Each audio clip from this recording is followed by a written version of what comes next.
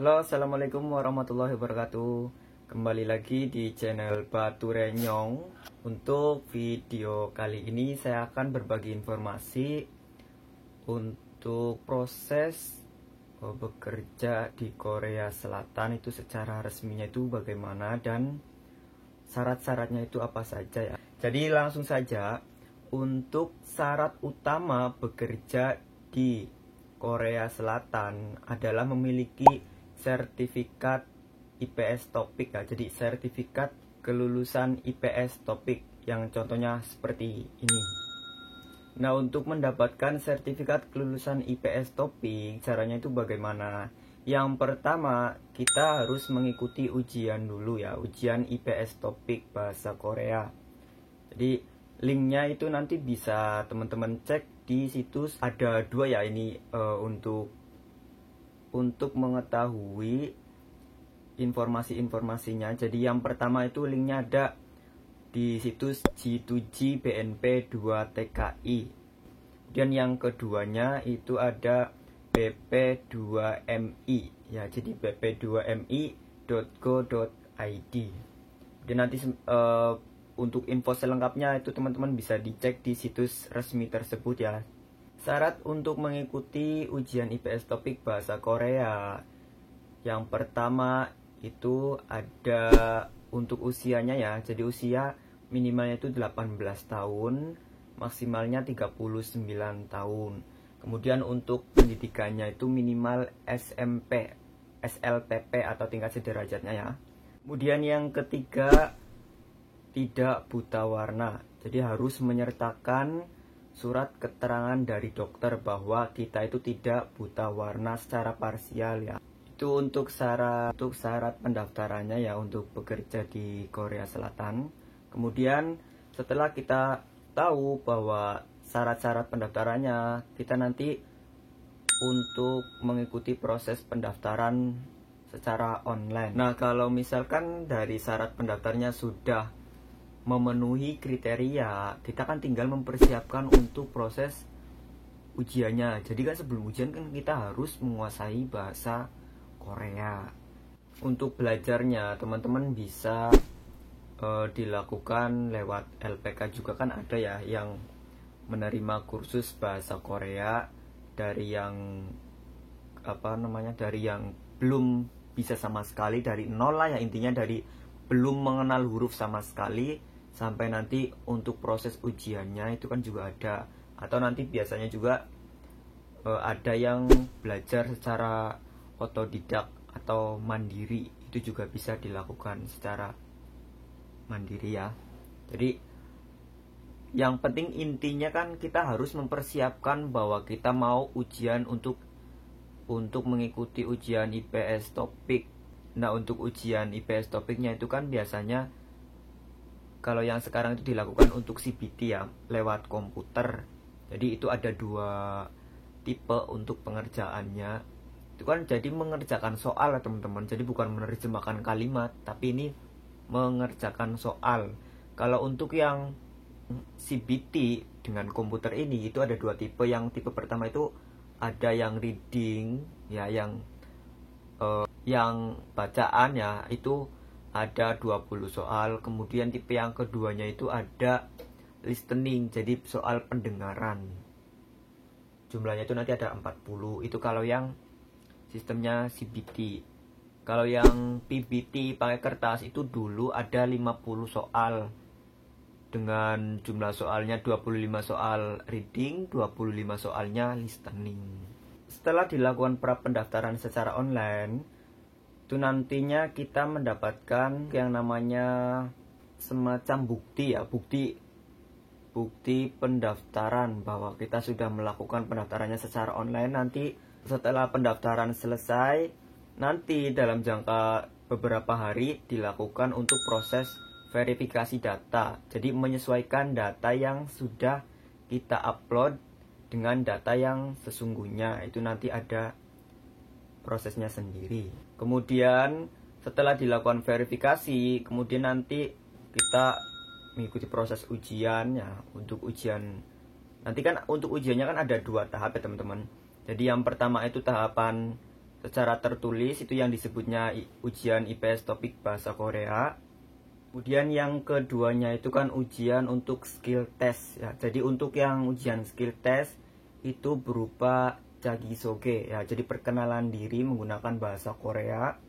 Kemudian keterampilan sesuai bidang yang teman-teman ambil ya. Kan nanti ada beberapa bidangnya.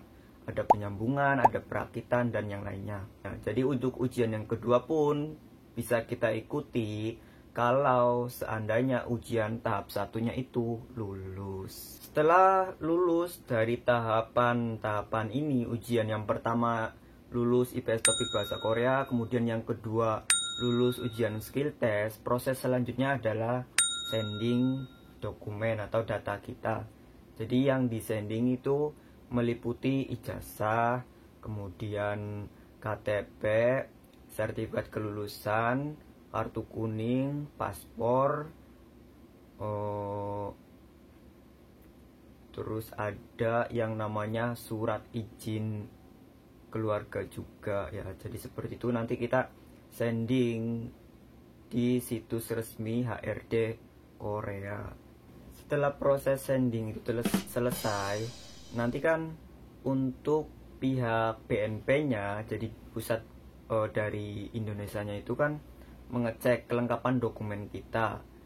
Kalau selagi misalkan ada yang kurang, nanti kan otomatis ada pemberitahuan lewat email masing-masing ya. Jadi semisal udah lengkap, nanti kan dari dokumen yang sudah kita sending tadi itu dari pihak BNP pun akan mengirimkan ke HRD-nya. Nah, kalau sudah terkirim ke HRD Koreanya, itu kan kita termasuk yang namanya roster ya. Jadi termasuk calon untuk bekerja di Korea. Jadi nanti pihak HRD pun akan menyeleksi dari para pelamar yang sudah lulus tahapan sendingnya itu. Nah, kalau misalkan data kita sudah terkirim ke HRD Korea, nanti kan sajangnya, bos-bosnya ya yang ada di Korea itu kan nanti menyeleksi para calon untuk yang mau bekerja di Korea.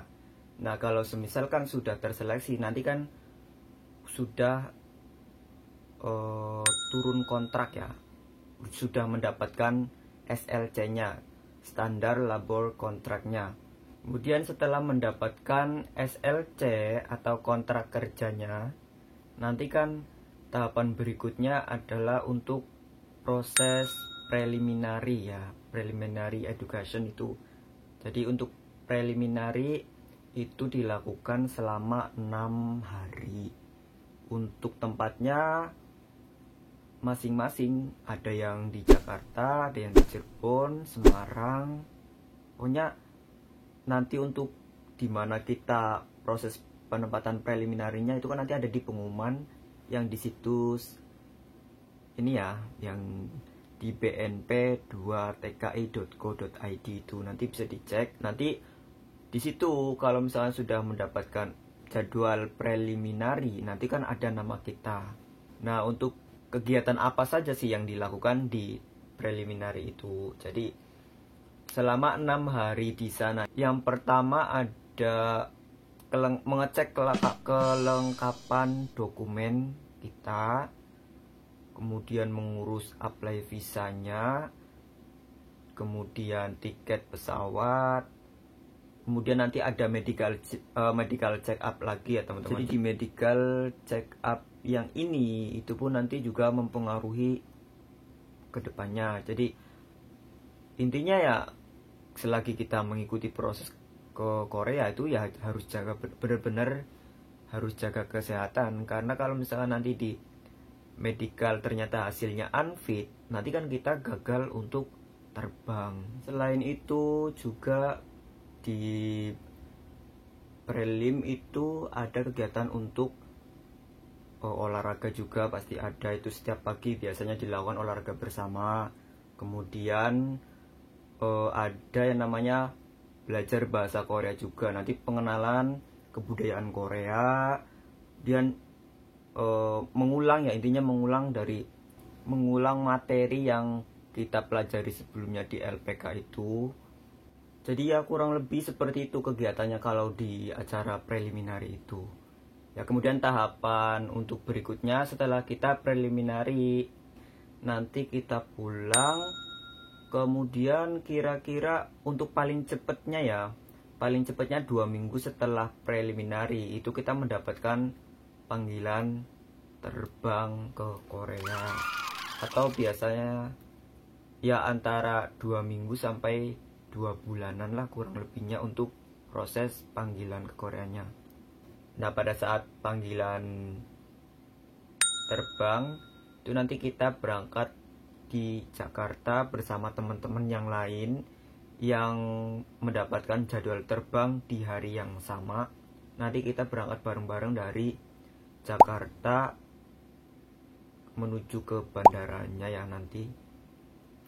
Kemudian setelah itu nanti berangkat udah nyampe Korea itu biasanya nanti di tempat istilahnya penampungan ya. Jadi bagi calon pekerja asing yang mau bekerja di Korea itu nanti biasanya dikumpulkan di suatu tempat, ada yang di KBIZ, yang di Hwasong, ada yang di Ansong juga. Ini tergantung dapatnya di daerah mana ya. Kemudian pada saat sampai di lokasi pengumpulan itu kita dilakukan namanya training atau pembekalan ya. Jadi pembekalan itu selama 3 hari. Jadi kegiatannya itu kurang lebih sama dengan yang di preliminary. Jadi 3 hari itu ya. Jadi ada yang namanya pengenalan bahasa lagi, pengenalan bahasa Korea, kemudian kebudayaannya. Kita nanti ajarkan juga untuk teknis keselamatan kerja. Pokoknya intinya kita mempersiapkan bahwa kita itu kan nanti mau meluncur ke tempat kerjanya ya. Jadi pembekalan dilakukan selama 3 hari. Setelah 3 hari itu selesai, kemudian nanti proses penjemputan untuk daerah Daegu ke bawah itu biasanya nanti diantarkan juga dari tempat pengumpulan itu ya, penampungan yang itu diantarkan ke Daegu nanti di KBIZ yang ada di Daegu itu. Kemudian sajangnya ya, bosnya ataupun nanti perwakilan dari pabriknya itu menjemput pekerja migrannya itu.